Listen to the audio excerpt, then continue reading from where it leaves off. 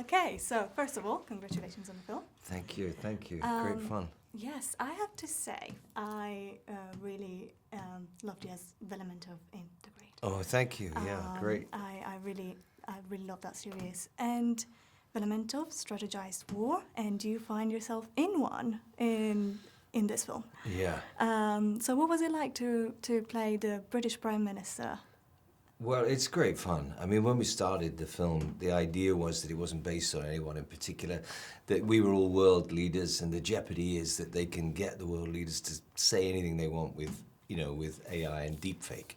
So that's, but I think, unfortunately, we've had our fair share of buffoons of being English prime ministers. I mean, at one point, there was a sort of new prime minister every 3 weeks. I think one lasted as long as a lettuce, I think they said. But so this is probably an amalgamation of some of those bigger clowns, all of whom want to be Margaret Thatcher when they grow up, and never will be. So you can sort of pick and choose who you think is based on. But it's not, it's a sort of composite of somebody who's entitled, arrogant, probably went to Eton, probably unconsciously distrusts women, certainly doesn't like Americans, and then goes on this massive learning curve, and hopefully by the end of the film is a little wiser and a little fairer about everything. Yeah, and I mean, to be honest, I can't really say I'm Italian, so I can really talk about how long the prime minister lasts in in government. So, right. So no, anyway. that's true. Yes, you've got your own. We have our history. Yeah. But this film is full of like stunts and action. Was there a moment where you were like, this is too much, oh my God?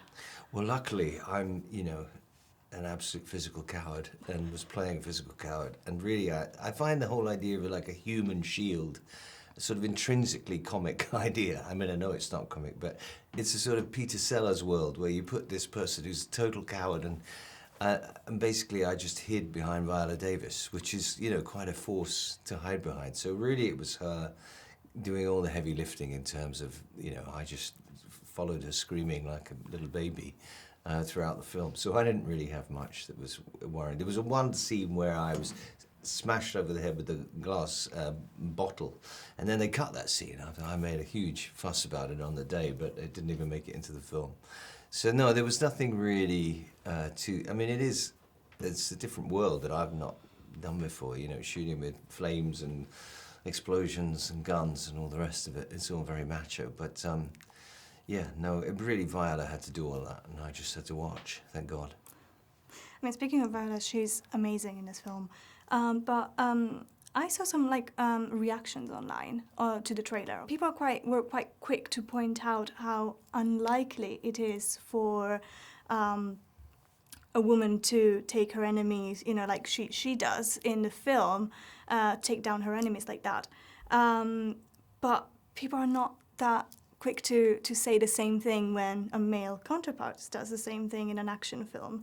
So what do you think of this comment? I think it's a serious consideration, but I think, there's been a lot of female action stars recently, and I think you've got to believe that they actually can fight off some guy who's, twice their size or whatever. And I honestly think Viola is the only one I've seen who achieves it. I think the scene in the lift is quite incredible, where she's, and she is super fit, but she's hard. There's no doubt about it. I mean, she could certainly beat me up. So I think, you have to, that has to be veritable and true, and I think it is in this film. I mean, we'll see what people believe, but I think once you see the film, you never question that. You never think. Also, she's had a military past. There's, many women who serve in the military now. There's many women who get to very, very high ranks. And, hopefully people are just a bit more open-minded about that. Yep, and I mean, given the global politics today, do you think G20 reflects on any real-world dynamics intentionally, or is it? I think when it was developed, there was no sense of what the world would become, which is kind of daily changing in front of our very eyes. So, no, I think it was kind of made as a film that is pure, in a way, an escape from that world.